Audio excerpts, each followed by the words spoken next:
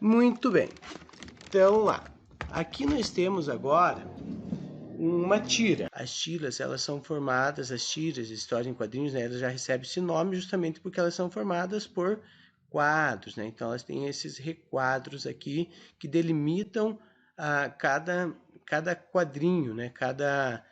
Vamos dizer assim, cada cena da historinha. Dentro dessa tira aqui, nós conseguimos também ver algumas coisas importantes da estrutura das histórias em quadrinhos. O balãozinho, nesse caso aqui nós temos o balão de fala. Nós vamos ver ali para frente que existem outros tipos de balões, né? Balões de pensamento, de grito, mas nós já vamos ver ali na sequência. Uma coisa que nós vimos bastante também até agora são as linhas cinéticas. Vejam como tem linhas cinéticas nessa pequena tira. São várias, né? Aqui. E o que são essas linhas cinéticas? São aqueles risquinhos, né, que vão representar o movimento da personagem ou o movimento de alguma coisa que esteja na cena. Então, sempre que tiver um movimento, tem um risquinho para indicar esse movimento. Se não tiver nenhum desses risquinhos, né, dessas linhas cinéticas, quer dizer que a nossa historinha, nossas personagens ou o que estiver ali na cena, elas não estão se movimentando. Essas linhas cinéticas são justamente para isso, é para indicar esse movimento, ok? Nós temos essa historinha aqui, né? Que poderíamos fazer uma interpretação dela também, onde nós temos o Marcelinho ali conversando com o Cascão, e ele diz o seguinte: olha, Cascão, não acredito no que estou vendo. É mesmo, mas que absurdo. Quem colocou essa torneira ali? Então aqui a gente pode conseguir perceber a interpretação de cada um deles, né, em relação à torneira. Onde o Marcelinho, na verdade, ele está falando sobre a água pingando, a torneira pingando, né, aberta, e o Cascão, né, na sua visão de mundo ali, falando da torneira, né, porque todo mundo sabe, vocês sabem, né, que o Cascão ele não gosta de água, tem medo de água, então da onde já se viu ter uma torneira ali naquele canto, né? Da onde já se viu ter uma torneira ali naquele lugar, né? Para ele não é muito interessante. Então vamos para o próximo slide, onde nós temos aqui algumas outras coisas interessantes para observarmos também, né? Um gatinho de penetra. No primeiro momento nós vemos a Magali dando um grito, né? Vejam, esse grito ele já é alguma coisa para a gente analisar aqui. Por quê? Porque esse ele é uma interjeição, como nós vamos ver lá para frente. Uma interjeição, né? As interjeições são aquelas palavrinhas que vão indicar susto, medo, dor, né? E já no primeiro quadro aqui, a Magali aparece dando esse grito. E o balão também, o balão o balão da fala, né, desse grito, ele aparece de uma forma diferente da tira que a gente viu anterior. Então ele é meio ondulado ali, né? Então ele é para justamente representar esse grito da Magali, né? E aqui na sequência nós temos um pou, né? Ali que o balão estourou. O que é esse pou? Esse pou nós vamos chamar de onomatopeia, que é a imitação do som, né? Do som ambiente, que também a gente já vai ver na sequência ali.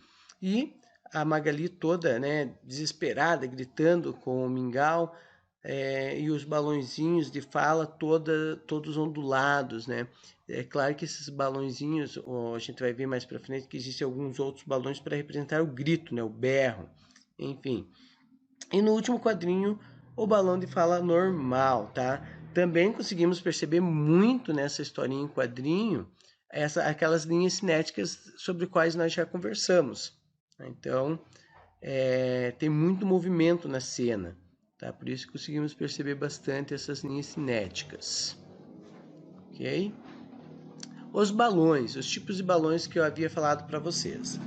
Aqui eu vou apresentar apenas alguns para vocês, mas vocês sabem que existem vários outros balões, não existe só esse. Esses aqui são alguns exemplos apenas, né? Então, o balão do cochicho, onde nós temos esse balãozinho pontilhado, tá? O balão do sono. Esse balão do sono, esse ZZZ, assim como da sequência ali o balão da música, são dois balões que estão representando metáforas visuais. São imagens que tentam representar ideias. A gente vai ver logo para frente. Então, cada balãozinho com um formato diferente: sono, música, frio.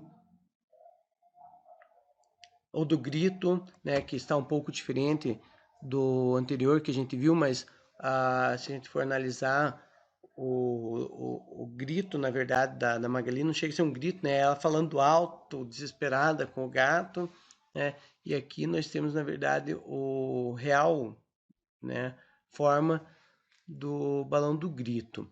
O balão da fala que nós vimos, o do susto, que nesse caso não vai ter esse tracinho aqui, ó, não vai ter essa forma aqui para indicar o susto. Se tivesse, a gente poderia confundir com o grito, então ele não tem, justamente para dar essa ideia de susto. Do choro, né, tem umas lágrimas em volta, o balãozinho meio onduladinho. Ou do pensamento, vejam aqui, ó, do pensamento, ele tem esses pinguinhos aqui, né, essas gotinhas, esses balãozinhos, e um balão todo ondulado também, né? Então, cada balãozinho que traz uma ideia vai ser representado de alguma forma. E como eu falei para vocês, nós temos aqui então as metáforas visuais. Né? O que são essas metáforas visuais, como já havia mencionado anteriormente, né? Nas histórias em quadrinhos são imagens usadas para transmitir uma ideia, né? Vamos ver mais alguns exemplos. Então aqui nós temos a primeira história da Mônica com o Cebolinha, né? Onde o Cebolinha apanhou ali e no pensamento dele ele está xingando, né? Mas como não pode aparecer esse xingamento, é representado por esses desenhinhos, né? Por essas formas ali, que traz a ideia para a gente de que ele está xingando, né? Então qualquer um que leia, né, essa historinha sabe que o pensamento dele é de estar xingando. Na sequência nós temos uma tira do Cebolinha. O Cebolinha, né, dando um golpe de karatê ali, acaba atravessando, né, a tábua que o Cascão segurava. E se vocês observarem com bastante atenção, nós temos aqui algumas estrelinhas, né? O que são essas estrelinhas? Essas estrelinhas são justamente para representar a ideia de que ele está com dor. Então nós vamos dizer que essas estrelinhas são nossas metáforas visuais. Vejam novamente as linhas cinéticas aqui, aqui, aqui e daí a nossa metáfora visual. Nós temos aqui também esses balõezinhos, essas fumacinhas, né, que saem da cabeça da Mônica. Essas fumacinhas também são metáforas visuais. O que elas representam para a gente? Representam que a Mônica está braba, né? Que ela está muito braba. Então, quando nós queremos representar as personagens, mostrar que elas estão brabas, nós vamos representar com esses balõezinhos. Mais uma, vejam que interessante, mais uma metáfora visual, né? A lâmpadazinha aqui. O que significa essa lâmpada? Essa lâmpada significa que ele teve uma ideia, né? A própria fala dele já ajuda um pouco também. Mas se não tivesse essa fala aqui, a gente saberia que essa lâmpada está indicando que ele tem uma ideia, né? Porque isso já é comum, já é normal para nós, né? Então, nós conseguimos interpretar essa lâmpada como ele tendo uma ideia. Por isso nós chamamos isso de metáfora visual. Sem ele falar, nós saberíamos que ele teve uma ideia. Vejam os coraçõezinhos. O que são esses coraçõezinhos, né? Os coraçõezinhos indicam amor. E nós sabemos que aqui, só de olhar os coraçõezinhos, está representando o amor, né? Do Pato Donald com a Margarida. Então, são desenhinhos representando esse amor. Aqui nós temos alguns exemplos de balões, né, representando essa metáfora visual, onde esses balões, eles com apenas uma imagem, um símbolo, alguma coisa assim, ele já nos dá a ideia do que a personagem quis representar, do que a imagem, a cena quis representar para a gente. Então, ponto de interrogação dentro do balão, uma dúvida. O xizinho censurado, quer dizer, não pode ser mostrado. A caveirinha ali, né? Perigo. A, ali os símbolos, né? Vários símbolos diferentes representando a raiva. O ponto de exclamação, surpresa. E aqui um balão um pouco diferente, né? Com esses tracinhos aqui que indica o eco. Então, poderia estar alguma coisa escrita aqui, né, representando o eco de algum personagem que estaria falando no momento. As onomatopeias, muito comum as onomatopeias nas histórias em quadrinhos, gente. E é importante nós sabermos, nós conhecermos, né? O que são as onomatopeias? São as imitações de som. Na verdade, a gente fala que são as tentativas de imitação de som, né? Porque não tem como imitar exatamente na escrita esse som. Como que nós fazemos então? Nós usamos algumas palavras para representar esses sons, né? O pou, tic-tac, ding-dong, sniff, au-au, miau, piu-piu, atim. Então são várias palavrinhas, né, indicando vários tipos de sons, sons ambientes, som de latido de cachorro, som de miado, do piado, né? São vários sons aí que representam tanto o som dos animais quanto o som do ambiente.